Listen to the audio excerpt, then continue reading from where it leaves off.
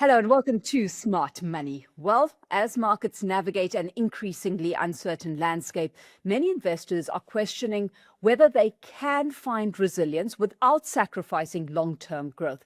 One strategy that seems to be attracting growing attention is Sharia investing. But can it genuinely outperform during periods of market stress? Joining me to unpack this is Maahir Jakoet. He's a portfolio manager of the Old Mutual Global Islamic Equity Fund. Maahir, thanks so much for joining us today. And I'm going to launch straight into the conversation because investors often associate Sharia investing purely with faith, right?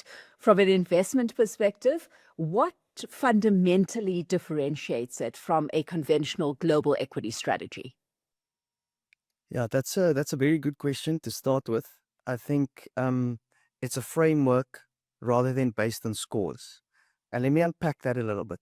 What I mean by framework is that the rules are hard coded, right? There's a qualitative element, which, Alicia, if I asked you, having some Muslim friends or colleagues, I'd say, Alicia, what can we get into? What do you think we can buy? What do you think that we can't buy? And I would assume that you would come up with the answer like no alcohol, tobacco, gambling, weapons, etc. And that people understand. Investors understand that. And also, we cannot get into banks, right? So if we put that aside, is there anything else that is in the framework that is rules-based? Yes. We cannot invest in companies with excessive leverage. And the word really is excessive there because that ratio is 33% to asset value or market capitalization. Now, think about that framework, that screen, whatever you want to call it, and what is your opportunity set that you then left with, right? It's a delevered opportunity set, which means that the companies that you have there are predominantly high quality with lower debt. That gives you a different performance signature, right? Whereas when I said it's not scores, because it's very aligned to ESG, a scoring system means that there's some bias and scores can change, and that fundamentally gives you a different opportunity set. So a hard-coded framework, not a scoring system. Okay, perfect. So that's the framework that gives you exposure to a certain opportunity set. On the other side of the coin, you're looking at one of the selling points being resilience during periods of uncertainty and volatility as well. Is there, Maahir, compelling enough evidence that Sharia-compliant portfolios have consistently provided a safe harbor, and outperformed in difficult markets, or do we risk overstating that advantage? So it's very simple to make that comparison because you can take an index provider and you can say, here we have a conventional index. And on the other hand, we've got a Sharia index, but it's the same service provider. Now, this is very important because it's the same rebalancing dates. It's the same methodology. It's the same Sharia board, right? So you need to compare apples with apples the best you can. So it's conventional versus Sharia. Now we need to say, let's analyze crisis periods, right? Now, I'm sure, Alicia, what we've lived through on this call is the 2008 global financial crisis. So what happened there, right? And just purely based on performance, before we even look at how we rebound off the low base, purely based on performance, the market goes down 54, Sharia indexes go down 42, and there you have some evidence. But okay, that is a credit event. Now, I've just answered the question that we are not allowed to hold banks and highly levered stocks. So, of course, that would happen. Okay, but what happens in a liquidity event? Right? So let's take the next crisis. What's the next one after that? It's COVID. Right? So that's a liquidity event. Of course, that follows a similar trend, and Sharia funds outperform. Okay, next 2022, the rate shock. What happens then? Well, again, more linked to credit, a similar thing happens. And then I think in the 2026 Middle East conflict, it was about the quality energy stocks really that you held. But we see a similar pattern. So yes, I think with those 4 events, we can comfortably say that the evidence is there to say that in a downturn or in a drawdown, um, where the market suffers and is in high volatility, that Sharia holds up a lot better. Yeah. Your answer there triggering another question, when it comes to the extent to which Sharia investing, which excludes, like you say, sectors like conventional banking, alcohol, and gambling, limit diversification and potentially leave investors exposed when those sectors outperform. And I guess your answer touching to that, but it's a case of then swings and roundabouts, right? Yes, from a cyclicality point of view, I think that when you take out a large sector like financials, banks, if you look at the MSCI world, right, there's perhaps 18 to 22% at any given time in financials, and something else needs to get upweighted, right? Because you're stripping out something, even in the local market, um, resources get upweighted because you're stripping out all of the financial institutions or banks and highly levered companies, and in the global market, tech gets upweighted, right? Um, so there is that effect, and I'm not here to say that it's the best thing for all time. We also know when Sharia underperforms. If there's a strong financial led rally, then the fund will lag, right? But I guarantee you, Alicia, that if everybody is making money, right? So let's say the market gives us in that rally um, on businesses that we cannot hold. If the market gives us 18% and I'm giving you 16, the phones don't ring in the office, right? It's when the market is down 18% and we only down 13 or 14, right? That people recognize that actually, wow, the fund holds up a lot better in downturns. Okay, so Mahir, all of that said, then, we're at the moment, we're seeing heightened geopolitical risk, expensive US equity markets, and then ongoing economic uncertainty. Where are you finding opportunities and where are you deliberately staying away from? So we are underweight certain Mag 7 companies. However, we are in absolute terms a big holder of memory at the moment. So just along with that AI theme, but we also overweight healthcare, right? We think that energy has run, and of course, there's a lot of volatility in energy.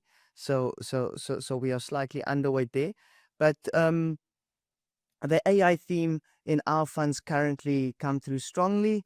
Um, yeah, and we are also overweight healthcare technology, right? So we have a holding in Eli Lilly on the healthcare side, which of course there's a growth theme there of weight loss and diabetes. And in the memory side, um, our model currently likes Micron and SK Hynix in Korea. Yeah. Okay, so if we hone in on the Old Mutual Global Islamic Equity Fund in particular, then, Mahir, what is the investment philosophy that underpins that portfolio, and how does that correlate then with the stock selection you're making? Yes, very good question. Um, so our philosophy is, we can call it an underappreciated quality or quality at the right price, but there's a big emphasis on quality.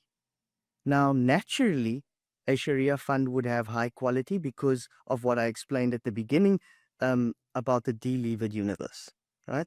Um, but what I mean by quality versus what you think quality is could be very different, right? So we like profitability, uh, cash flow return on invested capital, your return metrics like return on assets and return on equity.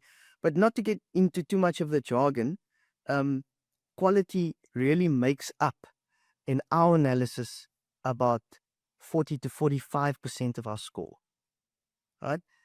valuation is important. And the reason valuation is important because we know that, for an example, in the 2000 tech bubble, when Microsoft came off, it took 17 years to get back to the share price where Microsoft got off.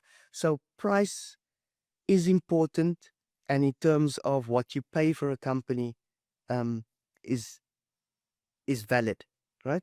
So there's a value component, right? And then, of course, there has to be a theme of growth. I explained, if I asked you, Alicia, do you think that weight loss is a big thing in our community?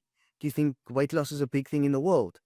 Yes, absolutely it is, right? Do you think that diabetes is going to go away anytime soon, right? And hence the example of Eli Lilly, that would be a growth theme that plays out, right? So we think of ourselves, or we know our philosophy to be quality at the right price, predominantly, or said in different terms, underappreciated quality. Okay, so with those principles in play, then, what has performance looked like through the different market cycles, and what has been the biggest contributor to your resilience? So if I look at we've just hit our 10-year track record, and if I look at that, a big a contributor to our performance was healthcare, but also information technology, and you can split that, right? Information technology is split between electronic technology and with the likes of your Nvidia, your Broadcoms, etc., and then technology services, which is more your Meta and Google. So from a contribution point of view, largely coming from tech and largely coming from healthcare. How do you manage concentration risk, Maahir, while remaining competitive with global benchmarks? Yes. So because we run a systematic process, a systematic active process. So we're still an active manager, but we place a big emphasis on risk management. And what I mean by that is that this isn't a process where, as a portfolio manager, I like something, so I go buy 10%. No, we are benchmark cognizant. So we've got certain constraints to manage risk and to manage volatility, right? And not to get too technical, but one of the constraints that we have is a percentage contribution to total active risk. Now that sounds like a mouthful, but there's a percentage there that if a single stock goes above that, we would bring that stock back, right? And there would be sector limits in terms of bands, right? Benchmark plus or benchmark minus bands, country limits. So we want to build the best bottom-up stock picking model and put that together through an optimizer where we build portfolios that can withstand market cycles over the long term. And can any investor, looking for this quality global exposure, consider this fund as part of a diversified portfolio? Absolutely. And that's where I think people should be more open-minded, because right at the beginning, at the start, when you opened, you said that, is this just for faith-based investors? And it's not, right? And I think people need to be open-minded enough to say, why can't I add a Sharia portfolio to my holistic portfolio? Because essentially what we've been speaking about is a different performance signature. So if you want a quality portfolio to be added to your holistic portfolio, well, then there are products that can give you that outcome, that can give you that diversification, and that can give you a smoother return path to meet your investor goals or outcomes. Yeah, and I guess that's one of the big misperceptions that we've got to break. Maahir, a good place to leave it. Thanks so much for having joined us in conversation on Smart Money today. Maahir Jakoet is portfolio manager of the Old Mutual Global Islamic Equity Fund.